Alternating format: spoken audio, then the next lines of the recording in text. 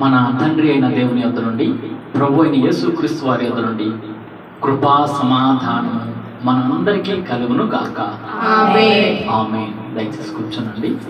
మొట్టమొదటిగా గడిచిన మాసం కానీ గడిచిన వారం మొత్తం కూడా దేవుడు మనల్ని కాచి కాపాడి భద్రపరిచి మరి యొక్క శుభ ఆదివారాన్ని, ఆగస్టు మాసంలో మొదటి ఆదివారాన్ని మనకు అనుగ్రహించిన దేవాతి దేవునికి, తండ్రి కుమార పరిశుద్ధాత్మ త్రియేక దేవుని నామానికి మహిమ కలుగును గాక. నాకు కూడా నా హృదయపూర్వకమైన శుభములు వందనాలు. షాలోమ్. దేవుని యొక్క వాక్య భాగము మనము 3 పాఠ్య భాగాలు చదువుకుంటూ వచ్చాము. అపోస్తుల కార్యంలో 20వ అధ్యాయము 18, 19 వచనాలు ఒకసారి చదువుకొని మనము ధ్యానంలోకి ప్రవేశిద్దాము. వారు తన యొద్దకు వచ్చినప్పుడు అతడు వారితో ఇట్లా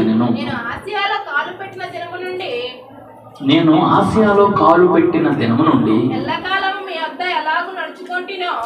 ఎల్లకాలము మీ మధ్య ఎలాగూ నడుచుకుంటునో మీరే ఎరుగుదురు. యూదుల కుట్ర వలన నాకు శోధనలు సంభవించినను కన్నీళ్లు విడుచుచు పూర్ణమైన వినయ భావంతో నేనేలాగున ప్రభువును సేవించుచుంటినో మీకే తెలియను. చిన్న ప్రార్థన చేసుకొని ధ్యానంలోకి ప్రవేశిద్దాం. పరిశుద్ధుడా, ప్రేమ కలిగిన తండ్రి, జీవం కలిగిన దేవ, జీవాధిపతి అయ్యా, మరి యొక్క శుభ ఆదివారాన్ని, ఆగస్టు మాసాన్ని మాకు అనుగ్రహించినందుకు కొందరు స్తోత్రములయ్యా. ఈ దినంలో ప్రభు మేము నేను స్తుతిస్తున్నామంటే అది కేవలం నీ కృపే ప్రభు. ఈ లోకంలో ప్రభు అనేక చోట్ల ఎంతోమంది ప్రకృతి విపత్తు వలన కాలం చెల్లి ఉన్నారు ప్రభు. ఈ భూమిని విడిచి వెళ్ళిపోయి ఉన్నారు ప్రభు. అయా పాతాళంలోకి, భూ అఘాతంలోకి వారు వెళ్ళిపోయి ఉన్నారు ప్రభు. కానీ వారికంటే మేము గొప్పవారం కాదు, శ్రేష్ఠులం కాదు, భక్తిపరులం కాదు.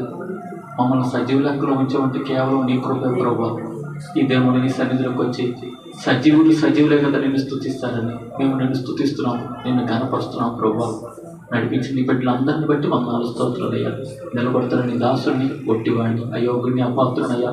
నీ బిడ్డలకి ఏ వాక్యాహారం కావాలో ప్రభా, ఎలాంటి హెచ్చరికలు కావాలో ప్రభా, అయా నీవే నాలోకి వచ్చి ప్రభా, నా నోట నీ మాట నుంచి నీవే తండ్రి వాటితో మాట్లాడమని వేడుకొంచున్నాం ప్రభా. నీ బిడ్డలందరికీ వినగలిగే చెవి, గ్రహించగలిగే ఆత్మ, లోబడే మనసు దయచేయండి అయ్యా. యూట్యూబ్ ద్వారా ఎవరెవరైతే వింటున్నారో వారితో కూడా నువ్వు స్పష్టంగా మాట్లాడమని వేడుకొంచున్నావు ప్రభా. అయ్యా, ఇది నీ వాక్ అని ప్రభా భావించి వారు భక్తి శ్రద్ధలతో ప్రభా, అయా వినయ విధేయతలతో నీ వాక్యానికి లోబడే కృప, ధన్యత దయచేయమని, ఇచ్చిన మంచి వాతావరణాన్ని బట్టి, ఇచ్చిన మంచి యంత్రశబ్దాన్ని బట్టి, ఇచ్చిన మంచి సాంకేతికమైన పరికరాలను బట్టి నిన్ను స్తుతిస్తూ ఘనపరుచుకుంటూ నజరేయుడైన యేసు నామములో ప్రార్థించి వినయంగా వేడుకొంచున్నాము తండ్రి. ఆమేన్. మరొకసారి అందరికీ షాలోమ్. ఈరోజు మనము 20వ అధ్యాయంలో 3వ మిషనరీ ప్రయాణము మనము జరిగిన సంఘటన కూడా చెప్పుకోబోయే ముందు ప్రవక్త అయిన ఇర్మియా గ్రంథం కూడా చదువుకుంటూ వచ్చాం పాత నిబంధనలో. ఈ 3 పాఠ్య భాగాలు మనకి ఎంతో గొప్ప సందేశాన్ని మనకి అందిస్తాయి. ప్రవక్త అయిన ఇర్మియా గ్రంథము పాత నిబంధనలో ఇర్మియాని విలపించే ప్రవక్త అని అంటారు. ఇర్మియాని ఏ ప్రవక్త అంటారండి? అంటే దుఃఖించే ప్రవక్త, ఏడ్చే ప్రవక్త. ఇర్మియా నిజంగా ఎంత ఇశ్రాయేలీల్ని బాగు చేద్దామని, సరైన మార్గంలో నడిపిద్దామని ఎంత ప్రాధేయపడతాడు. చివరికి ఇర్మియాకి శిక్షే, నరక శిక్షే, లేదంటే భూమి మీద నరక శిక్ష లాంటిది అనమాట. భూమి మీద యాతనలో తగినది. సరే, ఈరోజు 7వ అధ్యాయంలో ప్రవక్త అయిన ఇర్మియాకి కొన్ని అనుభవాలు దేవుడు అనుగ్రహిస్తూ వచ్చాడు, కొన్ని ప్రత్యక్షతలు. ఆ ప్రత్యక్షతను బట్టి ఆ ఇశ్రాయేలు జనాంగంతో, యెరూషలేము వాసులతో మాట్లాడిన సందర్భం ఇక్కడ రాయబడుతూ వచ్చింది. 7వ అధ్యాయం 1వ వచనం చూస్తే, యెహోవా యొద్ద నుండి దేవుని యొద్ద నుండి ఇర్మియాకి దేవుని యొక్క వాక్కుని బయలుపరుస్తూ వచ్చాడు. అయితే ఇక్కడ ఈ సందర్భంలో ఇక్కడ ఏం చెప్తున్నాడంటే 3వ వచనంలో చూస్తే, సైన్యముల సైన్యములు కదివేగు ఇశ్రాయేలు యొక్క దేవునకు యెహోవా ఈలాగు సెలవిచ్చుచున్నాడు, నేను ఈ స్థలమున మిమ్మును నివసింపజేయునట్లు మీ మార్గములను మీ క్రియలను దిద్దుకొనుడి. క్రియలను మీ మార్గములను మీ క్రియలను దిద్దుకొనుడి అని అంటే వీళ్ళు సరైన మార్గంలో ఉన్నారన్నా త్రోవ తప్పిపోయారన్నా? త్రోవ తప్పిపోయిన వాళ్ళని సరైన మార్గంలోకి నడిపించాలని చెప్పేసి దేవుని యొక్క వాక్కు బయలుపరచబడుతూ వచ్చింది. ఏ త్రోవ తప్పారు, ఏ విధంగా ఉన్నారు ఆనాడు ఇశ్రాయేల్ వాసులు యెరూషలేము వాసులు ఎలా ఉన్నారు అని అంటే వాళ్ళు పైకి భక్తిపరులుగా ఉంటున్నారు.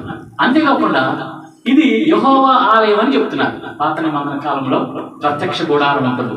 ఆ ప్రత్యక్ష గుడారంలో ఏం చేస్తూ ఉంటారంటే జనులు ఏం చేస్తారంటే దేవునికి బలులు అర్పిస్తూ ఉంటారు. సొలొమోను యొక్క మందిరంలో అక్కడికి వచ్చి ఇక్కడ దేవుడు ఉన్నాడు, ఇక్కడ దేవుడు ఉన్నాడు, ఇక్కడ దేవుడు ఉన్నాడు, ఇది యెహోవాలయం, ఇది యెహోవాలయం అని అంటున్నారు. కానీ వీళ్ళందరూ చేసేది ఏంటిది అని అంటే తిరుగుబాటు చేస్తున్నారని చెప్పి బైబిల్ గ్రంథంలో రాయబడుతుంది. ప్రవక్త ద్వారా యెర్మీయా ద్వారా తెలియదు. చూడండి 4వ అధ్యాయంలో చూస్తే 4వ అధ్యాయం 17వ వచనంలో గమనిస్తే మనము ఆమె నా మీద తిరుగుబాటు చేసిన కనుక వారు చేని కాపర్ల వలె దాని చుట్టూ ముట్టడి వేతుడు, ఇదే యెహోవా వాక్కు. ఇక్కడ ఏమంటాడంటే వారు నా మీద తిరుగుబాటు చేశారు. ఎవరెవరి మీద తిరుగుబాటు చేశారండి? ఆమె అని అన్నాడు. ఇక్కడ ఆమె అంటే ఎవరు? ఇశ్రాయేలీల్ని. వాళ్ళు ఏమంటారంటే యెరూషలేముని, సియోనుని ఒక స్త్రీగా అలంకారప్రాయంగా దేవుడు పోలుస్తున్నాడు. యెరూషలేముని కానీ ఇశ్రాయేల్ని కానీ సియోను అని అంటారు, సియోను కుమారి అని అంటారు. సియోను కుమారి ఆమె ఏం చేసిందనంటే దేవునికి తిరుగుబాటు చేసింది. తిరుగుబాటు అంటే ఏంటి? ఎవరైనా ఒకటికి 2 మార్లు 3 మార్లు హెచ్చరించినా కూడా వినకపోతే తిరుగుబాటే. They have rebelled against God. They became the rebellions of God. ఎవరాళ్ళు? ఇశ్రాయేలీలు దేవునికి తిరుగుబాటుదారులుగా అవుతూ వచ్చారు. అయితే దేవుడు తిరుగుబాటుదారులు అయినప్పుడు ఎన్నోసార్లు శత్రువులు పంపిస్తూ వచ్చారు. ఎవరు? ఇది ఏ హయాంలో అంటే యోషియా అనే యోధా రాజు వీళ్ళకి రాజుగా ఉన్నప్పుడు, యోధా రాజుల్లో యోషియా అనే ఒక ఆయన ఉన్నాడు అనమాట. ఆమోను కుమారుడైన యోషియా హిజ్కియా యొక్క మనవడు. హిజ్కియా మనష్యేని కనెను, మనష్యే ఆమోనును కనెను, ఆమోను యోషియాను కనెను. యోషియా 8 సంవత్సరాల వయసులోనే రాజు అవుతూ వచ్చాడు. ఈ రాజుగారి హయాంలో యిర్మీయా ప్రవక్త చాలా ప్రవచన వాక్కుల్ని, దేవుని యొక్క వాక్కుల్ని అందిస్తూ వచ్చాడు. అందిస్తూ వస్తే వీళ్ళు ఏం చేస్తున్నారంటే ఆ వాక్కులు వింటున్నారు కానీ తిరుగుబాటు చేస్తూ ఉన్నారు. వీళ్ళు ఏం చేస్తున్నారంటే ఇంకొక వచనం కూడా మనం గమనిద్దాం. 5వ అధ్యాయము 7వ వచనం గమనిస్తే నీ పిల్లలు నన్ను విడిచి దైవము కాని తోడని ప్రమాణం చేయుదురు. నేను వారిని తృప్తిగా పోషించినను వారు వ్యభిచారము చేయించు వేశ్యల ఇండ్లలో గుంపులు కూడుదురు, నేనెట్లు నిన్ను క్షమించుదును అని చెప్పి అంటున్నాడు. ఇక్కడ ఎలా ఉన్నారు వీళ్ళు? వీళ్ళ క్రియలు ఎలా ఉన్నాయంటే వాళ్ళు పిల్లలంట అన్ని దేవతల పేర్లు ఏం చేస్తున్నారు? ప్రమాణం చేస్తున్నారు. వీళ్ళు క్రియలు ఏ విధంగా ఉన్నాయంటే వ్యభిచార క్రియలు ఉంటున్నాయి. వీళ్ళు ఎంత ఘోరంగా ఉన్నారంటే ఆనాడు ఇశ్రాయేలు యొక్క పరిస్థితి ఘోరాతి ఘోరంగా ఉన్నారు. నిజంగా ప్రవర్తన విషయంలో వ్యభిచారులుగా ఉన్నారు, ఆధ్యాత్మిక జీవితం విషయంలో కూడా వ్యభిచారులుగా ఉన్నారు, ప్రవర్తన విషయంలో కూడా వ్యభిచారులుగా ఉన్నారు. తినుచు త్రాగుచు సుఖించుచు ఇష్టం వచ్చినట్టు గడుపుతూ వచ్చారు ఆనాడు సొదొమ గొమొర్రాలో ప్రజలు. తినుచు త్రాగుచు వాళ్ళు ఇష్టం వచ్చినట్టుగా పురుషులు స్త్రీలు హేయమైన క్రియలు దేవునికి విరోధంగా చేస్తూ వచ్చారు. దేవుడు సహించి వాళ్ళ చేత, ప్రవక్తల చేత లేదంటే దేవుని యొక్క బిడ్డ చేత హెచ్చరించినప్పుడు వాళ్ళు వినలేదు. యోనా హెచ్చరించినప్పుడైతే అషూరు ప్రజలు వింటూ వచ్చారు, నినివే పట్టణంలో వింటూ వచ్చారు. సొదొమ గొమొర్రా వాళ్ళు వినలేదు. దేవుని యొక్క ఉగ్రత అగ్ని గంధములతో మండి వాళ్ళ మీద ఆ మండు ముద్ద లాంటి సల్ఫర్ ముద్దలు అంటారు అనమాట, అవి వాళ్ళ మీద పడి ఆ పట్టణం మొత్తం సొదొమ గొమొర్రా పట్టణాలు 2 కూడా తగలబడిపోయి కాల్చి ఆ యొక్క గంధకాల్లో వాళ్ళు కాలిపోతూ వచ్చారు. ఇంకొక ఉగ్రత కూడా ఒకసారి మనం చూసుకోవచ్చు చరిత్రలో ముఖ్య ఘట్టం ఏంటిది? ఇంకొక ఉగ్రత నోహు జలప్రళయం. ఆ జలప్రళయం ఎంత భయంకరమైన జలప్రళయం అంటే ప్రపంచంలో ఇంత మట్టుకు ఎప్పుడు రాలేదు, రాదు కూడా. దేవుడు నిబంధన చేశాడు, అందుకని ఇంద్రధనస్సు. ఇంద్రధనస్సు కాదు, దాన్ని ఇంద్రధనస్సు అనకూడదు. ఇక్కడ వాళ్ళు పేరు పెట్టారు, రాసేటప్పుడు బైబిల్ రాసేటప్పుడు ఇక్కడ బ్రాహ్మణ్స్ చేత తర్జుమా చేయించారు. విలియం కేరీ గారు ఏం చేశారంటే, దాంట్లో వాళ్ళకి రాదు కదా భాష, రానప్పుడు ఏం చేశారంటే మన బ్రాహ్మణ్స్తో వాళ్ళకి తెలుగు పాండిత్యం ఉంది కదా అని చెప్పి వీళ్ళ చేత తర్జుమా చేసేటప్పుడు పైన ఉండేది ఇంద్రుడే కదా, కింద ఉండేది భూదేవి కదా అన్నట్టుగా వాళ్ళకు ఉన్న ఆలోచన బట్టి ఏం చేసేదంటే పైన మేఘధనస్సు అనగానే ఇంద్రధనస్సు అని చెప్పేసి పేరు పెట్టేసేది. అయితే అది మేఘధనస్సు, ఇంద్రధనస్సు కాదు, మేఘధనస్సు. తర్వాత ఈ బైబిల్లో అంతకుముందు తర్జుమా ఇంద్రధనస్సు ఉంది, కానీ తర్వాత నేను గమనించేది దీని మీద ఎప్పుడన్నా ఉంటే దీని గురించిన సజెషన్స్ నేను అక్కడ బైబిల్ సొసైటీ సెక్రటరీ గారిని తెలియపరుస్తూ ఉంటాను. చిన్న చిన్న మిస్టేక్స్ జరిగితే తర్వాత అది నేను చెప్పలేదు, కాకపోతే వాళ్ళు కరెక్ట్ చేశారు, మేఘధనస్సు అని చెప్పేసి దాన్ని కరెక్ట్ చేశారు. దేవునికి స్తోత్రం. అయితే హల్లెలూయా. అయితే ఆ జలప్రలయం ద్వారా దేవుని ఉగ్రత చూపిస్తూ వచ్చాడు. తర్వాత సొదొమ గొమొర్రా మీద దేవుని ఉగ్రత చూపిస్తూ వచ్చాడు. ఎందుకు అంటే వాళ్ళ క్రియలు వారి యొక్క ప్రవర్తన దిద్దుకోలేదు కాబట్టి. ఇక్కడ ఇశ్రాయేలీయులు ఏం చేస్తున్నారంటే వాళ్ళ పిల్లలనంట అన్య దేవతల తోడు అని ప్రమాణం చేస్తున్నారు, వ్యభిచార క్రియలు చేస్తున్నారు, హేయమైన క్రియలు చేస్తున్నారు. దాని తర్వాత చదివితే మనకి ఎంత భయంకరమైన మాట ఉంటుందంటే చూడండి. తర్వాత బాగుగా బలిసిన గుర్రముల వలె ప్రతి వాడును అటు ఇటు తిరుగుచు తన పొరుగు వాని భార్య వెంబడి సకిలించును. అట్టి కార్యములను బట్టి నేను దండింపకుందునా, అట్టి జనం మీద నా కోపము తీర్చుకొనకుందునా, ఇదే యెహోవాకు నేను కోపపడుతున్నాను. ఎందుకు కోపడుతున్నాను? మీరు చేసే క్రియలేంటి? ప్రతి వాడు అటు ఇటు తిరుగుతూ తన పొరుగు వాని భార్య వెంట సకిలిస్తున్నాడు. ఇలాంటి సకిలింపులు ఈ రోజులో ఎన్నో చోట్ల ఉన్నాయో, ఎన్ని ప్రాంతాలు ఉన్నాయో, ఎంత భయంకరంగా ఉంది ఈ ప్రపంచంలో.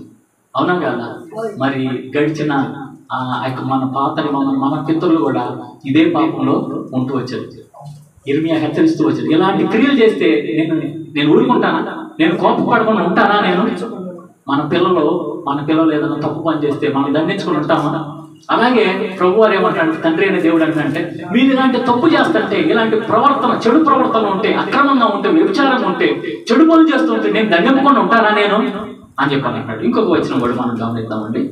అలాగే 5వ అధ్యాయంలోనే 23వ వచనం గమనిస్తే, ఈ జనులు తిరుగుబాటును ద్రోహమును చేయ మనస్సు గలవారు, వారు తిరుగుబాటు చేయుచు తొలగిపోవచ్చున్నారు. తిరుగుబాటు చేయుచు తొలగిపోతున్నారు. ఏం తిరుగుబాటు చేస్తున్నారు? ఈ దొల్లు ద్రోహం చేస్తున్నారు. ద్రోహం అంటే దేనికి ఉపయోగిస్తారంటే, ఒక వ్యక్తిని నమ్మాము, ఫలానప్పుడు రండి అని వస్తాను అన్నారు. వస్తాను అంటే మనం ఎదురు చూస్తూ ఉన్నాం, కానీ రాలేదు. ఇంకా వస్తాడంటే తర్వాత ఏం చేశాడు? పూర్తిగా క్యాన్సిల్ అయిపోయింది. క్యాన్సిల్ అయిపోతే ఏమనుకుంటాం? అది నమ్మాము కానీ నమ్మకంగా ద్రోహము చేశాడు. దేవుని ప్రజలు కూడా అయ్యా రండి, నా తట్టు తిరగని అంటే వాళ్ళు ఎవరు తట్టు తిరిగారు? లోకం తట్టు తిరిగారు, అన్ని దేవతలు తట్టు తిరిగారు. ఇష్టానుసారమైన జార చోర క్రియలు వాళ్ళు చేస్తూ ఉన్నారు. అప్పుడు నేను దండెత్తకుండా మాంతానా? నేను కోపగించకుండా ఉంటానా అని చెప్పేసి ప్రభువారు అన్నారు. ఇంకా అలాగే ఇంకొక వచనం కూడా గమనిస్తే 5వ అధ్యాయంలోని 26వ వచనం నుంచి చూస్తే, నా జనులలో దుష్టులున్నారు. ఏమంటున్నాడు? ఎవరంటున్నాడు ఇక్కడ? దేవుడు తన ప్రజలతో మాట్లాడుతున్నాడు. దేవుడు తన ప్రజలతో, నా జనులు దుష్టులున్నారు. ఎవరన్నా అంటారా? నా కొడుకు ఎవరన్నా వచ్చి అయ్యా నీ కొడుకు ప్రవర్తన బాగాలేదు సర్దిద్దుకోనంటే నా కొడుకు అలా అంటాడా? నా కొడుకు ఎంత తప్పు చేస్తూ చూసినా కూడా ఏమంటారు? సరిదిద్దుకోరు, దాన్ని కవరు చేస్తారు. దేవుడు ఏమంటాడు తెలుసా? నా జనులు తప్పు చేశారు, వీళ్ళు నా జనులు దుష్టక్రియలు చేశారు, అందుకని శత్రువుడు రేపుతా ఉంటాడు. శత్రువుడు మన మీదకి ఎవరైనా దాడికి వస్తున్నారు అనుకోండి, మనం ఎవరైనా తిడుతున్నారు అనుకోండి, దానికి కారణం ఎవరో తెలుసా? మనమే కారణం, వాళ్ళు కాదు కారణం. మన్నించండి, మనం ఒకసారి జాగ్రత్తగా. మనల్ని ఎవరైనా తిడుతున్నారు అని అంటే, ఆత్మీయుల గురించి మాట్లాడుతున్నాను నేను. మనల్ని ఎవరైనా తిడుతున్నారు అని అంటే మనం ఎక్కడో పొరపాటు చేసి, ఎక్కడో తప్పు చేసి, శోధనలో ప్రవేశించకుండానే మెలకుగా ఉండి వాడు తిట్టారంటే మనం కూడా తిట్టామంటే అసలు తిట్టించుకోవటమే అనేది దేవుని చిత్తము. అంటే దేవుడు అన్ని సందర్భాల్లో కాదు, మనకి ఏదైనా శోధన వచ్చింది అని అంటే దానికి కారణం ఏంటంటే మొదటగా మనం ఉదయం ప్రార్థన సిద్ధపాట్లు లేకపోతే ఏమవుతుంది? మనకి శోధనలో వస్తూ ఉంటాయి. అలాగే ఇక్కడ ఈ దేవుడు ఏమంటాడంటే, తండ్రి అయిన దేవుడు ఏమంటాడంటే, నా జనులలో దుష్టులు ఉన్నారు, పక్షుల వేటగాండ్రు పొంచి ఉన్నట్లు వారు పొంచి ఉందురు, వారు బోనులు పెట్టుదురు, మనుషులను పట్టుకొందురు, పంజరము పిట్టలతో నిండి ఉండునట్లు వారి ఇండ్లు కపటముతో నిండి ఉన్నవి, దాని చేతనే వారు గొప్పవారును ఐశ్వర్యవంతులను అవుదురు. వారు క్రొవ్వి కలిసి ఉన్నారు, అంతేకాదు అత్యధికమైన దుష్కార్యములు చేయుచున్నారు. తండ్రి లేని వారు గెలవకున్నట్లు వారి వ్యాజ్యమును అన్యాయముగా తీర్చుదు, దీనుల వ్యాజ్యమును తీర్పునకు రానియరు. అట్టి వాటిని చూచి నేను శిక్షింపక ముందున అట్టి జనులకు నేను ప్రతిదండన చేయకుండా. ఇక్కడ ఎవరి గురించి మాట్లాడుతున్నాడు? దేవుడు తన పిల్లల గురించి మాట్లాడుతున్నాడు. దుష్కార్యాలు చేస్తున్నారు, చెడు కార్యాలు చేస్తున్నారు, అన్యాయం చేస్తున్నారు. ఇట్లా చేస్తుంటే నేను ఊరకుంటానా, దండింపకుండా ఉంటానా? మనం కూడా తప్పు చేస్తే ఒకటే, ప్రార్థన చేసుకోకుండా ఉన్నప్పుడు శోధన వచ్చింది, ప్రార్థనలో దేవుళ్ళు ఎక్కువ నిమగ్నమైన శోధన వస్తాయి. రెండు గమనించండి. ఒకటి, ప్రార్థన చేసుకోకపోతే శోధన వస్తుంది. అయితే దానికి దీనికి తేడా అంటే, ప్రార్థనలో ఎక్కువగా ఉన్నా కూడా, దేవుడిలో ఎక్కువ గడుపుతున్నా కూడా శోధన వస్తాయి. రెండింటిలో ఉన్న తేడా ఏంటంటే, ఈ ప్రార్థన చేసుకున్నప్పుడు వచ్చిన శోధనలో మనం పడిపోతాం, ఆ శోధనలో మనం పడతాం. దేవుడు లోపల డీప్లో ఉంటాం కదా, ఆ శోధనలో మనము పడం, ఇంకా బలం పంచుకుంటాం, 1 by 1 స్టెప్ ఎక్కుతా ఉంటాం. ఆ శ్రమలన్నీ కూడా మనకి స్టెప్పింగ్ స్టోన్స్ అవుతాయి. ఆ శ్రమలన్నీ కూడా మనకి స్టెప్పింగ్ స్టోన్స్ అవుతాయి. అయితే ఇక్కడ ఎన్ని విధాలుగా ఇజ్రాయేలు ద్రోహాలు చేస్తున్నా, తిరుగుబాటు చేస్తున్నా, అన్యాయం చేస్తున్నా, దేవుడు ఏం చేస్తున్నాడు? మీ యొక్క క్రియలు, మీ యొక్క ప్రవర్తన ఏం చేయాలి? సరిదిద్దుకోండి, చక్కదిద్దుకోండి. మీరు ఏమంటున్నారు? ఇది యెహోవాలయం, ఇది యెహోవాలయం, యెహోవాలయం అని అంటున్నారు. కానీ ఏం చేస్తున్నారు మీరు? 7వ అధ్యాయం ఒకసారి గమనించండి. మనం ఇక్కడ 7వ అధ్యాయంలో 6వ వచనం 5 నుంచి గమనించండి. అలాగనక మీ మార్గములను, మీ క్రియలను మీరు యథార్థంగా చక్కపరుచుకొని ప్రతివాడు తన పొరుగు అని ఎడల తప్పక న్యాయం జరిగించి పరదేశులను, తండ్రి లేని వారిని, విధవరాండ్రను విధవరాండ్రను బాధింపకయు, ఈ చోట నిర్దోషి రక్తము చిందింపకయు, మీకు కీడు కలగజేయి అనే దేవతను అనుసరింపకయు ఉండిన ఎడల ఈ స్థలమున తమకు నిత్యముగా ఉండుటకై పూర్వకాలమున నేను మీ పితరులకు ఇచ్చిన దేశమున మిమ్మల్ని కాపురముంచుదును. ఏమంటాడంటే ఇక్కడ పొరుగు వాడిని ప్రేమించమంటున్నాడు. ఏమంటున్నాడు? విధవరాన్ని ఏం చేయమంటున్నాడు? బాధింపవద్దు అంటున్నాడు, కనికరించండి అంటున్నాడు.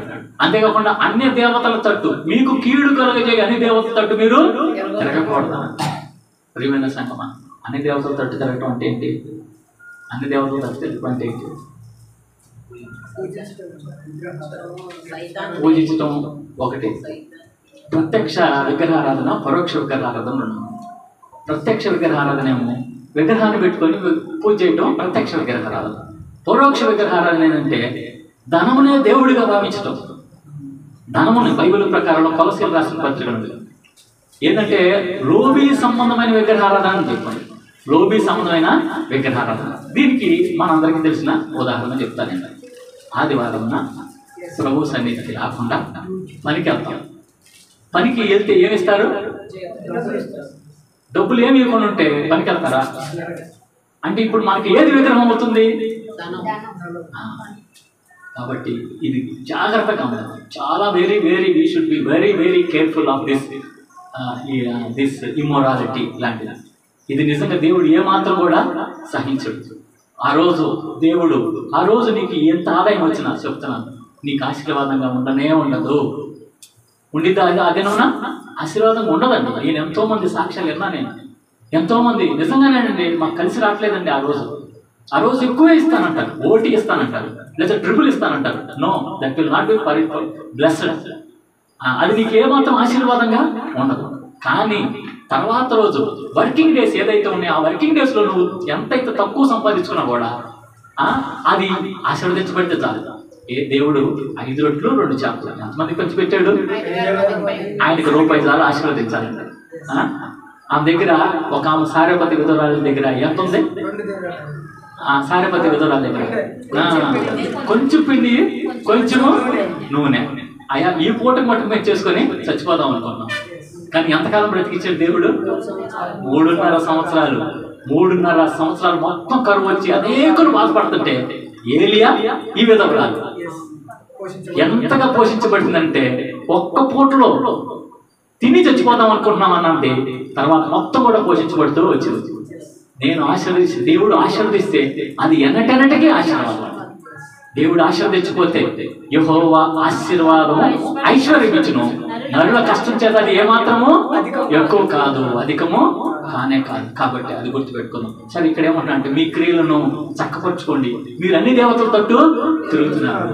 ధనం అన్ని దేవతలు, నీకున్న బంధువర్గం అన్ని దేవతలు అయిపోతున్నారు. ఎవరు మనకున్నా ప్రార్థనప్పుడు మనం ఏం చేస్తాం? ఆరాధనప్పుడు ఏం చేస్తాము? ఊర్లకి, ఫంక్షన్కి వెళ్ళొచ్చా? అంటే నీకు ఎవరు అవుతున్నారు? దేవుడు ఎవరు అవుతున్నారు? దేవుడు బంధువులు దేవుడు అవుతున్నారు. ఫంక్షన్లో లేదంటే లోక సంబంధమైన దేవుడు అవుతున్నారు. కానీ మనం సిలువ వేయబడిన క్రీస్తుని, మనం సిలువ వేయబడాలి. ప్రభువులో ఏం చేయాలి? మనము ఈ లోకాశల నిమిత్తం సిలువ వేయబడాలి, శరీర ఆశల నిమిత్తం సిలువ వేయబడాలి, సైతాన్ని క్రియల నిమిత్తం సిలువ వేయబడాలి. సిలువ వేయబడటం అంటే ఏంటి? బాప్తిసం అంటే ఏంటి తెలుసా? లోకం నిమిత్తం చచ్చిపోయి. బాప్తిసం అంటే మనకి అసలు ఏమాత్రం చాలా సిల్లికి తీసుకుంటాం. We're taking it as silly matter బాప్తిసం అనేది. కానీ ఈ లోక సంబంధంగా మేము చచ్చిపోయామయ్యా, క్రీస్తు సంబంధంగా మేము లేపబడ్డామయ్యా. నేను పాతి పెట్టాను. ఎందుకు? బాప్తిసానికి నీళ్లు పైన ప్రోక్షణ చేస్తాం. ఎందుకో తెలుసా? పైన పాతి పెట్టేసేది. ఒక వ్యక్తిని పాతి పెట్టేటప్పుడు ఏం చేస్తారంటే గుంట తవ్వి అందులో మనిషిని పెట్టేసి పైన మంటేస్తారు. అలాగే నీళ్లు పైన ప్రోక్షణ చేస్తాం. ఎందుకంటే ఇతను పాతి పెట్టబడ్డాడు, ఈమె పాతి పెట్టబడింది. పాతి పెట్టబడినప్పుడు ఏం చేయాలి? పాత క్రియలు చేయకూడదు, నూతన క్రియలు చేయాలి. ఇదిగో సమస్తము నూతనముగా చేయబడి నూతన వ్యక్తుల్లాగా మనము ఉండాలని ప్రభు కోరుతాడు. అలాగే ఈ యొక్క ఇర్మియా భక్తుల ద్వారా మనకు దేవుడు తెలియజేసినది మన ప్రవర్తన, మన క్రియల్ని మనం సరిదిద్దుకునే వారిగా ఉండాలి. సరే, యేసుక్రీస్తు ప్రభు వారు మనకి మత్తయి సువార్తల 23వ అధ్యాయంలో ఒక మాట తెలియపరుస్తూ వస్తున్నారు. అక్కడ ఎవరితోనంటే పరిసయ్యులు శాస్త్రులతో 23వ అధ్యాయంలో 34వ వచనంలో ఏమంటారు? అందుచేత ఇదిగో నేను మీ యొద్దకు ప్రవక్తలను, జ్ఞానులను, శాస్త్రులను పంపుచున్నాను. మీరు వారిలో కొందరిని చంపి సిలువేయుదురు, కొందరిని సమాజ మందిరంలో కొరడాలతో కొట్టి పట్టణం నుండి పట్టణమునకు. ఇర్మియాని అట్లాగే చేశారు. ఇర్మియాని భయంకరమైన హింస పెట్టారు. ఇర్మియా చెప్పిన మాటలు వాళ్ళు విన్నారా? అక్కడ ప్రజలు ఏం చేశారంటే నీళ్లు లేని బావిలో బురదలో పడేసి రోజుకు ఒక రొట్టె ఇచ్చి మళ్ళీ చచ్చిపోతాడేమోనండి. రోజుకు ఒక రొట్టె ఎందుకు ఇస్తున్నారంటే మళ్ళీ చావకూడదు. అతను చావకుండా ఆయన్ని బతికినోడిని రోజుకి చంపేస్తూ హింసిస్తూ వచ్చారు. అందుకని ఇక్కడ అన్నాడు, మీరు మీ ప్రవక్తల్ని నేను పంపించిన మీ ప్రవక్త యెహోవా యొద్ద నుండి ఇర్మియాకు ప్రత్యక్షమైన వాక్కులు. మరి దేవుడి యొద్ద నుంచి ఇర్మియాకు వాక్కు ప్రత్యక్షమైతే ఆయన తెలియజేశాడు. కానీ వీళ్ళు ఏం చేశారు? వాళ్ళ ప్రవర్తన చక్కదిద్దుకుపోగా ఏం చేశారు? వీళ్ళు దేవుడికి వ్యతిరేకంగా దేవుడి ప్రవక్తలకు తిరుగుబాటు చేస్తూ వచ్చారు. వాళ్ళ మాట వినలేదు. మనం ఒకసారి వెనక్కి వెళ్తే ప్రాముఖ్యమైన మాట మనకి ఇక్కడ రాయబడుతుంది. 6వ అధ్యాయం 17వ వచనం చూస్తే, మిమ్మల్ని కాపుకాయటకు నేను కావలి వారిని ఉంచి ఉన్నాను, ఆలకించుడి, వారు చేయు బోరత్వాన్ని వినబడుతున్నది. అయితే మేము వినమని వారనుచున్నారు. అనిజనులారా వినుడి, సంగమా వారికి జరిగిన దానిని తెలుసుకోండి. ఏం చేస్తానంట? మిమ్మల్ని కాపు కాయ వారిని నేను నియమించాను. అయితే వీళ్ళు మాట వింటున్నారా? వింటలేదంట. ఇర్మియా ఒక ప్రవక్తగా కాపు కాసేవాడిగా ఉంచారు, వాచ్ టవర్ గా లేదా వాచ్మాన్ గా ఉంచారు, ఆత్మీయ నాయకుడిగా ఉంచారు. విన్నారా ఈ మాట? మేము వినము, మీ మాట మేము వినము అన్నమాట. తర్వాత వచ్చిన కూడా భూలోకమా వినుము, ఈ జనులు నా మాటలు వినుకున్నారు, నా ధర్మశాస్త్రమును విసర్జించున్నారు కనుక తమ ఆలోచనలకు ఫలితమైన కీడు. ఈ జనులు నా మాటలు వినకుండా ఉన్నారు. ఎస్ఐ కూడా చెప్పాడు ముందుగానే, మీరు మీ దగ్గర మీ ప్రవర్తన పంపిస్తే ఏం చేశారు? మీరు వినలేదు, తిరుగుబాటు చేసి మనం చంపేస్తూ వచ్చారు. ఇక్కడ ప్రత్యక్షంగా అంటున్నాడు. దేవుడు ఏమంటాడు? తండ్రి అనే దేవుడు ప్రవక్త ద్వారా మాట్లాడుతున్నారు. సంగమా అన్ని జనులారా వినండి, నా జనులు ఏం చేశారు? నా జనులకి నేను వాక్యం ఇస్తే విన్నారా? నా జనులకు వాక్కుని ఇస్తే వాడు వినలేదు, నా మీద తిరుగుబాటు చేస్తూ వచ్చారు. ఎందుకనంటే చూడండి, ఇంకొక వచనం కూడా చూడండి, 6:10 చూద్దాం. 6:10 ఇర్మియా 6:10. ఎవరికి సాక్ష్యం ఇచ్చేదను విందునని నేను ఎవరితో మాట్లాడేదను, ఎవరికి సాక్ష్యం ఇచ్చేదను, వారు వినుటకు తమ మనస్సును సిద్ధపరుచుకున్నారు కనుక వినలేకపోయిరి. ఇదిగో వారు యెహోవా వాక్యమందు సంతోషము లేని వారే దాన్ని తృణీకరింతురు. దేవుని వాక్యమందు ఎందుకు సంతోషం ఉంటుంది? లోక సంబంధించిన కార్యాల మీద సంతోషం ఉంటుంది. ఎవరి మీద సంతోషం ఉంటుంది? ఎవరు వేటి మీద సంతోషం ఉంటుంది? విందునని నేను ఎవరితో మాట్లాడేదాన్ని, నేను ఎవరికి ఉపదేశం చేస్తాను, ఎవరికి ఉపదేశం చేస్తాను, వాడు వినడానికి ఆసక్తి లేదండి. అందుకని నేను వాడిని పంపినా కూడా వాడి మాట మీరు వినట్లేదు. ఇంకోటి ఏమంటున్నారు చూడండి, 6వ అధ్యాయము 20వ వచనం గమనిస్తే, షేబా నుండి వచ్చు సామ్రాణి నాకేలా, దూరదేశం నుండి వచ్చు మధురమైన చెరుకు నాకేలా, మీ దహన బలులు నాకు ఇష్టమైనవి కావు, మీ బలుల యందు నాకు సంతోషము లేదు. కావున యెహోవా ఇలాగూ సెలవిచ్చుచున్నాడు, ఈ జనుల మార్గమున నేను అడ్డురాళ్ళు వేయుదును, తండ్రులేమి కుమారులేమి అందరూ అవి తగిలి కూలుదురు, ఇరుగు పొరుగు వారిను ఏం చేస్తాను, షేబా దేశం నుంచి సాంబ్రాన్ని ఇస్తున్నాను కదా దేవుడికి. ఇక్కడ ఇంకో చోట చెరుకు చాలా రుచికరంగా ఉండదంట, ఆ చెరుకు ఇస్తాం దేవుడికి, బొల్లు అర్పిస్తామంటారంట. అంటే ఏంటి, దీని అర్థం ఏంటి? ఏంటంటున్నారంటే, మేము మా హృదయం బట్టి మేము ఇవ్వండి పాస్టర్ గారు, మీకు కానుకిస్తామండి, మీకు నేను చర్చిలో భోజనాలు ఏర్పాటు చేస్తామండి, చర్చిలో పలహారం పంచుతామండి, చర్చికి కావాల్సింది ఇస్తాం కానండి, మేము మటుకు మా హృదయం బట్టి మేము మరి కాదా? అవునా? దీని అర్థం అది కాదా? ఇక్కడ వీళ్ళు ఏమంటారంటే, షేబాదేశం నుంచి సామ్రాణి చాలా ఖరీదైన సామ్రాణి అది ఇస్తామట. మనకి పాట కూడా పాడుకుంటాం, వేలాది నదులంతా విస్తార తైలము నీకిచ్చిన చాలునా, వేలాది నదులంతా విస్తార తైలము నీకిచ్చిన చాలునా, గర్భఫలమైన నా జ్యేష్ఠపుత్రుని నీకిచ్చిన చాలునా, గర్భఫలమైన నా జ్యేష్ఠపుత్రుని నీకిచ్చిన చాలునా, ఏడాది దూడలనా వేలాది పొట్టేలనా, ఏడాది దూడలనా వేలాది పొట్టేలనా, నీవు చేసిన ఉపకారములకు నేనేమి చెల్లింతును. అయితే ఇక్కడ వీళ్ళు ఏం చేస్తున్నారంట, దేవుడికి నేను అర్పణ ఇస్తాను, ఇది ఇస్తాను, అది ఇస్తాను అంటున్నారు, హృదయం మట్టుకు ఏమని అంటున్నారు. దేవుడు ఇంకొక సందర్భంలో చూద్దాము, 23వ అధ్యాయంలోకి మరలా మనం వెనక్కి వెళ్దాము. మత్తయి సువార్త 23వ అధ్యాయంలో 23వ వచనంలో ఇక్కడ యేసయ్య హెచ్చరిస్తున్నాడు చూడండి, అయ్యో వేషధారులైన శాస్త్రులారా పరిసయ్యులారా, మీరు పుదీనాలోను సోపులోను జీలకర్రలోను 10వ వంతు చెల్లించి ధర్మశాస్త్రంలో ప్రధానమైన విషయములను అనగా న్యాయమును కనికరమును విశ్వాసమును విడిచిపెట్టితిరి, వాటిని మానక వీటిని చేయవలసి ఉండేను. ఏం చేస్తున్నారు? పుదీనాలోను జీలకర్రలోను సోపులోను, ఇవన్నీ కాస్ట్లీ. సరిగ్గా సరిగ్గా పుదీనాలోను జీలకర్రలోను సోపులోను ఏం చేస్తున్నారు? 10వ వంతు ఇస్తున్నారు. 10వ వంతు అంటే ఏంటి? దశమభాగం ఇస్తున్నారు. ఇవన్నీ ఏంటంటే వీటిని ఏమంటారంటే సుగంధ ద్రవ్యాల జాబితాలోకి వచ్చాయి. అవునా? వీటిని ఏం చేస్తున్నారంటే ఈ మసాలా దినుసులు ఇవి చాలా కాస్ట్లీ. ఇవి 10వ వంతు ఇస్తున్నారు. పుదీనాలోను జీలకర్రలోను సోపులోను ఇవ్వడం అంటే దేవుడికి ఖరీదని ఇస్తున్నారు, కానీ చేయాల్సింది ఏంటి? కనికరమును న్యాయాన్ని విడిచిపెట్టేస్తున్నారంట. ఆ తోటి వారి ఎడల కనికరం చూపించట్లేదు, న్యాయం చూపించట్లేదు. ఇవి చేస్తూ ఇవి చేయాలైతే అసలైన వదిలిపెట్టేసి ఇవి చేస్తారు. దేవుడు ఏం కోరుకునేవాడు? బలులు కోరుకునేవాడా? కనికరం కోరుకునేవాడా? దేవుడు మన దేవుడు కనికరం కోరుకునే దేవుడు. బలులు అర్పించడం ఇష్టమా, కనికరం అనే దేవుడికి ఇష్టం అంటే కనికరమే దేవుడికి ఇష్టం. ఇదొకటి తప్పు చేస్తున్నారు ఇక్కడ. ఎవరనంటే ఈ పరిశీలు శాస్త్రం గురించి మాట్లాడుతున్నారు ఇక్కడ. దేవుని బిడ్డలు అనబడేవాళ్ళు, దేవుని ప్రవక్తలు, ఫాదర్స్ అనబడే వాళ్ళ గురించి ఇక్కడ మాట్లాడతాను. ఇప్పుడు అర్థమైందా? లోపల దోపుతో అజితేంద్రియుడు అంటే ఏంటనంటే సమాధి ఏ విధంగా బయటికి అలంకరించబడి చక్కగా సున్నం కొట్టబడి లేదంటే పెయింట్ వేయబడి ఉంటుందో అలాగే ఉండిద్దంట. లోపల ఎట్లా ఉంటది? సమాధి ఓపెన్ చేస్తే ఎట్లా ఉంటుంది? చేయగలుగుతాం అసలు? ఓపెన్ చేస్తే ఉండగలుగుతాం అక్కడ? అజితేంద్రియం దోపు లాంటిది. ఎట్లాగో ఎముకలతోనూ చండాలైన వాసనతోనూ సమస్త కల్మషంతో మన హృదయం కూడా అలా ఉందా? మనం పరిశీలన చేసుకుందాం. పరిశీలన శాస్త్రజ్ఞుని దేవుడు హెచ్చరిస్తున్నాడు. మరి ఆ హెచ్చరికని మనం కూడా గమనించుకుందాం ఒకసారి.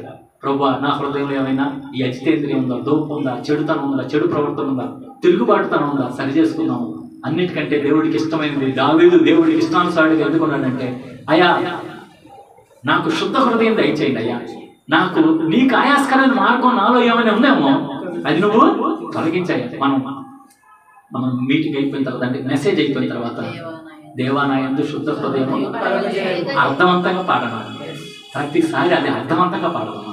ఏదో అయిపోయింది కాబట్టి పాడే పాట అంటూ కానే కాదు. ప్రార్థన, దేవుడిని ప్లీడింగ్ చేస్తున్నాం మనం. అయ్యా నా యందు శుద్ధ హృదయము ఒక పాట రూపంలో, కీర్తన రూపంలో మనం ఏం చేస్తున్నాం? రిక్వెస్ట్ చేస్తున్నాం దేవుడిని, అయ్యా నా యందు శుద్ధ హృదయం కలిగి. ఈ విన్న మెసేజ్ని బట్టి మనం ఏం చేయాలి? సరి చేసుకొని ఆ పాట పాడాలి. దేవా నా యందు శుద్ధ హృదయము కలిగేయ్యా, నాలో ఉన్న ఆయాసకరమైన మార్గాన్ని తొలగించయ్యా, తీసివేయ్యా, నీ యొక్క ఆత్మని నాలో నింపు ప్రభా, నీ సమృద్ధిగా నింపు అయ్యా అని చెప్పేసి, నీ సన్నిధిలో నుంచి నన్ను తోసివేయ్యా అని చెప్పేసి ఆ పాట పాడింది. అలాగే ఈ ఆనాడు పరిశీలి శాస్త్రుల యొక్క ప్రవర్తనలాగా మన ప్రవర్తన ఉంటే ఈరోజు మనం సరి చేసుకోవాల్సిన అవసరం ఉంది. అన్ని దేవతలతో మనం చూస్తున్నామని అంటే అది ఏంటిదని నేను చెప్పుకున్నాము. ఈ లోకంలోని వ్యర్థాశలు, ఈ లోకంలోని వ్యర్థాశలు వాటి తట్టు మనం తిరుగుతూ ఉంటే దాని నుంచి మనం మారు మనసు పొందాలి. మన క్రియలు ఏం చేయాలి? చక్కదిద్దుకోవాలి.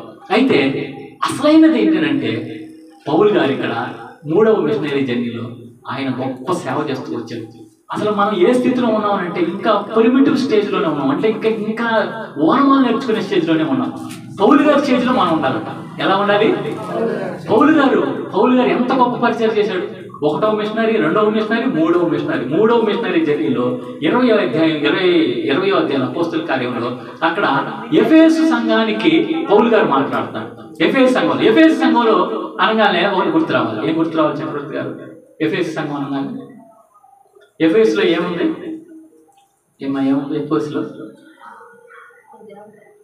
దేవత అర్తమీదేవి మహాదేవి అని చెప్పి అక్కడ సువార్త ప్రకటించండి. ఎవరు? పౌలు గారు. చాలా అద్భుతమైన సువార్త. పోయినసారి ఏథెన్స్లో అనుకున్నాం. ఏథెన్స్లో తెలియబడని దేవుని అని పేరు పెట్టిన అక్కడ సువార్త చెప్పి అక్కడ కొంతమంది రక్షిస్తూ వచ్చారు. అయితే ఇక్కడ ఏమైందంటే ఎఫెసులో ఒక గొప్ప స్వార్థ ప్రకటిస్తే అక్కడ ఆ కంసాలివాడు, అంటే ఆ విగ్రహాన్ని చేసే కంసాలివాడు వాళ్ళ వృత్తిని వదిలిపెట్టేసేది. దానికి సంబంధించిన పుస్తకాలు కూడా తీసుకెళ్లి దెబ్బలో వేసేసారు, తగలబెట్టేసారు. కొన్ని వేలు లక్షలు కోట్లు కూడా ఖరీదు చేయొచ్చు ఆ రోజుల్లో బట్టి చూస్తే. అవి మొత్తాన్ని ఏం చేశారు? వీళ్ళు తగలబెట్టేశారు, వదిలేసారు. వాళ్ళు కొంతమంది దేవుడిని నమ్ముకున్నారు. ఎంత నష్టం జరిగిందని పౌరుని చీల్చేయాలనుకున్నారట. ఇలాంటి వాడు ఉండటానికి తగదు. ఎందుకంటే మన దేవి మహాదేవి అర్తమీదేవికి వీడు ద్రోహం చేశాడు. వీడి వల్ల ఏం జరుగుతుంది? మన వృత్తికి కూడా భంగము కలుగుతుంది, మనకు వచ్చే లాభం కూడా పోతుంది. ఇలాంటి వాడు బ్రతకడానికి వీలు లేదని చెప్పేసి వీడిని చీల్చేద్దామని చెప్పేసి అనుకుంటే దేవుడు మట్టుగా అనుమతి ఇవ్వలేదు. అయితే ఆ యొక్క ఎఫెసులో ఈయన జీవించిన జీవితాన్ని ఈరోజు అక్కడ వచ్చిన సంఘ పెద్దలు వచ్చారు. అక్కడి నుంచి ఎవరు వచ్చారు? ఎఫెసు నుంచి సంఘ పెద్దలు వచ్చారు. పౌలు గారి దగ్గరికి వస్తే, నేను ఆసియాలో కాలు పెట్టిన దినం నుండి ఎల్లకాలం, దానికి ముందు వచ్చిన ఒకసారి గమనించండి. మిలేతు నుండి ఎఫెసునకు వర్తమానం పంపి సంఘ పెద్దలను పిలిపించెను. వారు తమ యొద్దకు వచ్చినప్పుడు ఎక్కడి నుంచి వచ్చారు? మిలేతు నుంచి ఎఫెసుకు వచ్చారు. ఎఫెసు నుంచి సంఘ పెద్దలు ని పిలిపించాడు. ఎవరుగా? పౌలు గారు పిలిపిస్తూ వచ్చారు. ఆ పౌలు గారు ఈ సంఘ పెద్దలతో ఉత్తరం రాశారు. ఇక్కడ ఏమన్నాడు చూడండి, వారు తన యొద్దకు వచ్చినప్పుడు వారితో ఎట్లా నేను అని చెప్పేసి ఎవరు సంఘ పెద్దలతో మాట్లాడుతున్నాడు. ఆ మాట్లాడిన మాటలంటే, నేను ఆసియాలో అడుగుపెట్టిన దినం నుండి ఎల్లకాలం మీ మధ్య ఎలాగో నడుచుకుంటున్నో మీరే ఎరుగుదురు. యూదుల కుట్రల వలన నాకు శోధనలు సంభవించినను కన్నీళ్లు విడుచుచు పూర్ణమైన వినయభావంతో నేను ఎలాగున ప్రభువును సేవించుంటినో. ఒక గుడ్ సర్వెంట్ గురించి ఇక్కడ మాట్లాడతాను. ఇక్కడ పౌలు గారు చేసిన గొప్ప సేవలో భాగంగా ఇక్కడ ఏమన్నా అంటే ఎఫెసీ సంఘం పెద్దలతో మాట్లాడుతున్నాడు. అయ్యా, ఆసియాలో అడుగు పెట్టినప్పుడు నేను మీ మధ్య ఏ విధంగా నడుచుకుంటున్నాను మీకు తెలుసు కదా. యూదుల కుట్రల వల్ల నాకు ఎన్ని శోధనలు సంభవించినాయి అంటే, ఈ పౌలు గారిని హింసించింది ఎవరంటే సొంత స్వజాతి. వాడు హింసిస్తే ఏళ్ళ వల్ల నాకు ఎన్ని శోధనలు సంభవించినాయో తెలుసా. ఆ శోధన సంభవించినప్పుడు ఏం చేశాను నేను? కన్నీళ్లు విడుచుతూ ఏడ్చుతూ పూర్ణమైన వినయభావంతో నేను వారి మధ్య ఎలాగ నడుచుకున్నానో మీకు తెలుసు కదా. మీలో ఎవరిదైనా నేను ఆశించానా? నేను మీలో ఎవరిదైనా ఆశించానా? నేను ఎవరిది నేను ఆశించలేదు. నేను నాకున్నది స్వప్రయోజనం ఏది కూడా నేను విచారించగా స్వప్రయోజనాన్ని వదులుకుంటూ వచ్చాను. అక్కడ దాని ముందుకు వెళ్తే చూడండి. మరియు ప్రయోజనకరమైనది ఏది దాచుకొనక,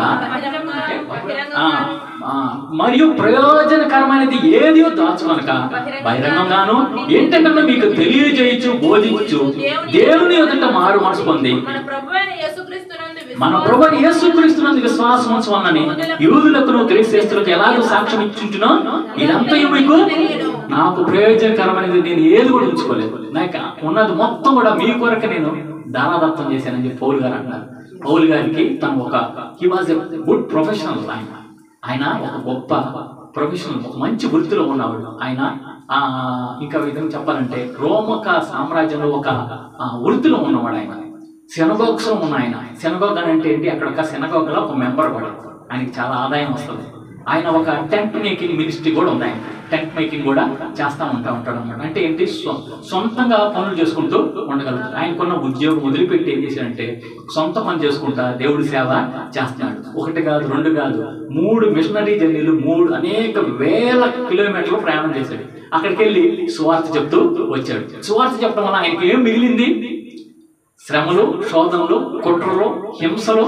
ఏం చేశారు? ఒక చోట లుస్త్రలో బలహీనమైన పాదాలను బాగు చేసిన తర్వాత ఏం చేశారంటే యూకోనియా నుంచి అంత్యోకియా నుంచి ఏం చేశారంటే పౌలుని రాళ్ళతో కొట్టి చచ్చిపోయాడు అనుకొని ఒక కుక్కని ఈడ్చిపోయినట్టుగా ఈడ్చిపోతూ వచ్చారు. మరి ఇది హింస కాదా? ఇదే రెస్పెక్టా? ఆనరింగా? అవమానం, భయంకరంగా అవమానపరిచాడు. అయితే అవన్నీ ఏం చేశాడు దేవుడు? పౌలు గారు తట్టుకుంటూ వచ్చాడు. దేవుడి నామానికి మహిమార్థంగా తట్టుకుంటూ వచ్చాడు. అంతేకాకుండా ఏమన్నా అంటే యూదుల కుట్రల వలన నాకు హింస కలిగిన, అవమానం కలిగిన నేను ఏ విధంగా సహిస్తూ వచ్చాను? పూర్ణమైన వినయభావంతో కన్నీళ్లు విడుచు నేను సహించుకుంటూ వచ్చాను. అంతేకాకుండా నేను స్వప్రయోజనం అంటే నాకు సొంత ప్రయోజనకరంగా ఏది కూడా నేను ఉంచుకోలేదు. ఈ నా చేతులు చివరిలో రాయబడి చూడండి 34వ వచనం. నా అవసరం 13:33 చూస్తే ఎవరి వెండినైనను బంగారమైనను వస్త్రమైనను నేను ఆశింపలేదు. నా అవసరముల నిమిత్తము ఈ నా చేతులు కష్టపడినవని మీకే కష్టపడి దేవుని స్వార్థ ప్రకటిస్తూ వచ్చింది. ఎవరి వెండి బంగారాలు కూడా ఆశించలేదు. ప్రియమైన సంఘం, చాలా మంది దేవుని సేవకులు ఉన్నారు. ఎవరి యొక్క అవసరత అక్కర లేకుండా దేవుని సేవకులు ఎంతో మంది పనిచేస్తూ ఉన్నారు. కానీ ఏం చేస్తున్నారు? మాట వింటున్నారా? మాట వింటలేదు. వినకపోవటం వల్ల ఇది మీకే సమస్య వచ్చింది అని చెప్పి పౌలు గారు అంటారు. ఇక్కడ చూడండి, కొంచెం మధ్యలోకి వెళ్తే నాకు ఇప్పుడు తెలియను కాబట్టి మీలో ఎవరి నాశనము విషయమైనను నేను దోషిని కానని నేడు మిమ్మల్ని సాక్ష్యం పెట్టుచున్నాను. దేవుని సంకల్పం అంతయు మీకు తెలుపకుండా నేనేమీ దాచుకోలేదు. నేను చేయవలసిన పని అంతా చేశాను, పరిచర్య అంతా చేశాను. ఒకవేళ మీరు నాశనం అయితే దానికి నేను పాత్రుడిని కానే ఇదిగో నా చేతులు తులిపేసుకుంటున్నాను, నా చేతులు కడుక్కుంటున్నాను. ఎందుకు అని అంటాడు? ఎంత కఠినంగా అన్నానంటే ఎన్నిసార్లు మీరు చెప్పినా కూడా మీరు దేవుడి మాట వినట్లేదు, హెచ్చరికలు తీసుకోవట్లేదు. అలాంటప్పుడు మీకు ఏమవుతుంది? ఆశీర్వాదం వచ్చిందా, దరిద్రం వచ్చిందా అని అంటే దరిద్రమే వచ్చింది. దానికి నేను పాత్రుడిని కాను. ఇంకోటి ఏమంటాడు తర్వాత వచ్చిన చూస్తే, దేవుడు తన స్వరక్తం ఇచ్చి సంపాదించిన తన సంఘమును కాయటకు పరిశుద్ధాత్మ మిమ్మల్ని దేని యందు అధ్యక్షులుగా ఉంచును.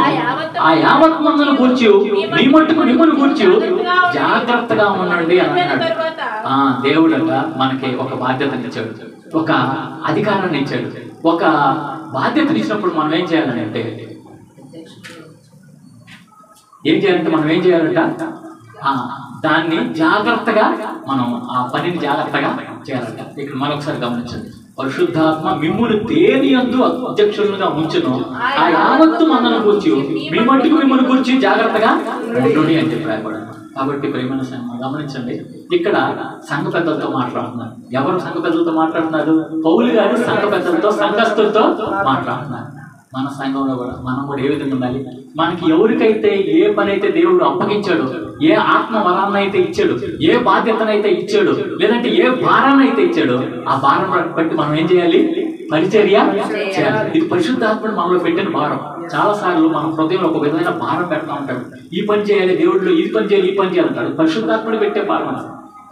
దాన్ని నిర్లక్ష్యం పెడితే దాని కన్సిక్వెన్సెస్, దాని యొక్క పరిణామాలు ఎవరు పొందుకోవాల్సి వచ్చింది? మనమే పొందుకోవాలి. కాబట్టి దేవుడి ఆత్మ ఇప్పుడు కూడా ప్రేరేపణ చేస్తూ ఉంటాడు. అయితే ఆత్మ పరితాపంతో ఉన్నప్పుడు పౌలు గారు ఏథెన్సులో ఏం చేశాడు? ఆత్మ పరితాపం పట్టలేక అక్కడ ప్రసంగం చేశాడు. అలాగే మనం కూడా ఆత్మ పరితాపం ఉన్నప్పుడు ఏం చేయాలి? దేవుడి పని అవసరమైతే మన పనులైన పక్కన పెట్టి చేయాలి. మన పనులు పక్కన పెట్టి చేయాలి. అంటే మనం నా పోషణ ఎట్టండి, నా పట్టుకోడు ఎట్లాగనే అంటే దేవుడేమంటాడు? ఆయన రాజ్యాన్ని, నీతిని, అప్పుడు మీకు కావాల్సినవన్నీ కూడా నేను అనుగ్రహిస్తాను. ప్రేమైన సంఘం ప్రతి వాళ్ళు వాళ్ళ సంవత్సరంలోనే నేను ఉంటున్నాను. ఫిలిప్పీకి 2వ అధ్యాయము 21వ వచనం చూడండి. 2:20 అందరూ తమ సొంత కార్యములను చూసుకొచ్చున్నారు కానీ యేసుక్రీస్తు కార్యములను చూడరు అని చెప్పేసాను. ప్రేమైన సంఘమా, యేసయ్య ఈ భూమి మీదకి వచ్చి ఏమన్నాడు? మొదటగా పరలోక రాజ్యం సమీపించినది, అందరూ అంతటను మారు మనసు పొందండి అన్నారు. ఇప్పటికి ఎంతమంది మారు మనసు పొందారు? ఇప్పుడు ఎంతమంది మారు మనసు పొందించారు? మనం ఎంతమందిని దేవుళ్ళకి నడిపించాం? ఎంతమందికి దేవుళ్ళకి నడిపించామని లెక్క చెప్పుకుంటే, దేవుడు లెక్క అడిగితే మనం నిలబడగలుగుతామా? మనకు చేయాల్సింది ఏదో సంవత్సరానికి ఒకరు నడిపించి, ఏదో ఇంకొక సంవత్సరానికి, మన జీవితకాలంలో ఒక 2-3 నడిపించి చాలే అనుకుంటే, దేవుడేమన్నాడు? మొదట నా రాజ్యాన్ని, నీతిని మొదట వెతకండి, అప్పుడు మీకు కావాల్సినవన్నీ కూడా నేను అనుగ్రహిస్తాను. కాబట్టి దేవుని బిడ్డలంగా ప్రతి ఒక్కరు బాధ్యత కలిగి ఉండాలి. మీరు దానికి లెక్క చెప్పుకునే వారిగా ఉండాలి. కాబట్టి మనమందరం కూడా ప్రభు యొక్క పరిచర్యకి లెక్క చెప్పుకునే వారిగా ఉండాలి. ఒకనొక దినాన్ని లెక్క అడుగుతాడు దేవుడు. చూడండి, రోమిలకు రాసిన పత్రికలో 14వ అధ్యాయంలోనే 14:12 ప్రతి నాలుకయు దేవుని స్తుతించును అని ప్రభు చెప్పుచున్నాడు అని వ్రాయబడి ఉన్నది కనుక మనలో ప్రతివాడును తన గురించి దేవునికి లెక్క చెప్పాలంటండి. మనం ప్రతి ఒక్కరం కూడా ఎవరికి అప్పచెప్పాలంటండి? We are accountable to God. కాబట్టి దేవుడు న్యాయపీఠం మీద నువ్వు నిలబడినప్పుడు 14వ అధ్యాయం 10వ వచనం గమనించండి. నీ సహోదరుని నిరాకరింపలేదా? 14:10 నీ సహోదరుని నిరాకరింపనేలా మనందరము దేవుని న్యాయపీఠం ఎదుట నిలుతుము. మనందరం దేవుడు. కాబట్టి ఉన్న సమయం ఉన్నప్పుడే మనం ఏం చేయాలంటే అనేకులకి దేవుని యొక్క వాక్యాన్ని ప్రచురపరిచేవారుగా ఉండాలి. దేవుడు పని చేసేవారంగా ఉండాలి. దేవుని రాజ్యాన్ని, నీతిని వెతికే వారంగా ఉండాలి. ప్రేమ కాబట్టి భారంతో, ఆత్మ ప్రేరేపణతో పరిచయం చేద్దాం. అలా పరిచయం చేయటం ద్వారా ఏమైందంటే మనం ఫలించే వారిగా, ఫలభరితమైన జీవితం కలిగి ఉండేవారుగా ఉండాలి. అలాంటి కృపలో పరిశుద్ధాత్మ దేవుడు మనందరం నడిపించును గాక. సమస్త జ్ఞానం ఇచ్చిన దేవుని కృపా సమాధానం ప్రభువు యేసుక్రీస్తు వలన మన హృదయానికి మన తరపున కావలి ఉండును గాక. ఆమేన్.